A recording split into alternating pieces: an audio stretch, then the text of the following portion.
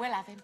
OK, but first, it could only happen in Las Vegas. A British divorcee meets a beautiful blonde American in a hotel bar after he spills a drink over her. They have a drink or two, they dance the night away, they fall in love. For love, read lust. And 17 hours later, they tie the knot, watched by 20 stunned friends in a wedding chapel. Now living miles apart, the groom and his bride claim to be overjoyed. Meanwhile, back in England, the groom's father has described his son as a plonker. What a story. It sounds like a sort of mini-break that Carol would pull off, or Denise. Yeah, possibly. But do you think there is a future in an impulsive wedding? Do you know, how many times have you heard that you know, as soon as I met him, I knew he was the one? And how many men have said, I just knew I was going to marry that woman? It's happened to so many people. Wouldn't it be lovely if, just for once, something turned out nice? It would be lovely if they just stayed together for all that time. It would be nice. I know that you can have a drunken fumble and some things are nice. You know, we've all done it, haven't we, really? But sometimes you just meet that one and you just know it's the one. I agree with that.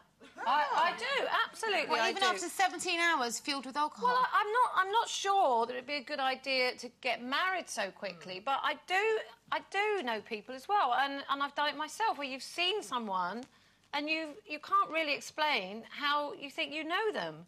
You know, and I'm not getting spiritual or anything, don't worry.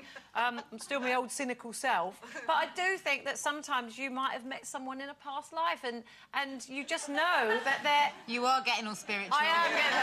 No. What did you do in Marrakesh? No, but sometimes you can't explain a familiarity, a feeling of familiarity that you know somebody. I agree, but I would agree and hold out more hope for it if it wasn't, you know, where there wasn't alcohol involved and tipping it over her and... You know what I mean? It just doesn't bode... It doesn't feel as though they're in the same zone of spiritual... Yeah, well... Very spiritual. Spiritual, yes. When you think about it, you know, so many things would never have happened had it not been for alcohol, certainly in my case. And that's the truth. But don't you think that, I mean, it's all good and well, we're having a good laugh about this, but there's a big difference between a wedding and a marriage. Yeah. And a wedding in Vegas. And a wedding in Vegas. Yeah. Yeah. Which is, you know, two sheets to the wind. Yeah, a lot of people treat it very lightly, and, you know, so many people just go off to Vegas and get married, and it is a bit of a novelty kind of thing to do, it's isn't an exciting it? Like The Hangover. Yeah, that film, The Hangover. But, you know, if you appreciate the sanctity of marriage, I think it's slightly frivolous and borderline disrespectful. And also, it's blimmin' easy to get married, it's blimmin' difficult to get divorced. It's much harder. Come on, this is low. Oh, Jane, for goodness sake. It's Jane! I'm with Jane. You're not married? No, I'm not. I've been to Vegas. You could do it quickly if you go to Vegas. It's not a bad idea. No, you're... Don't you dare not invite us. No, Dad, never said that out loud. Oh, it's live!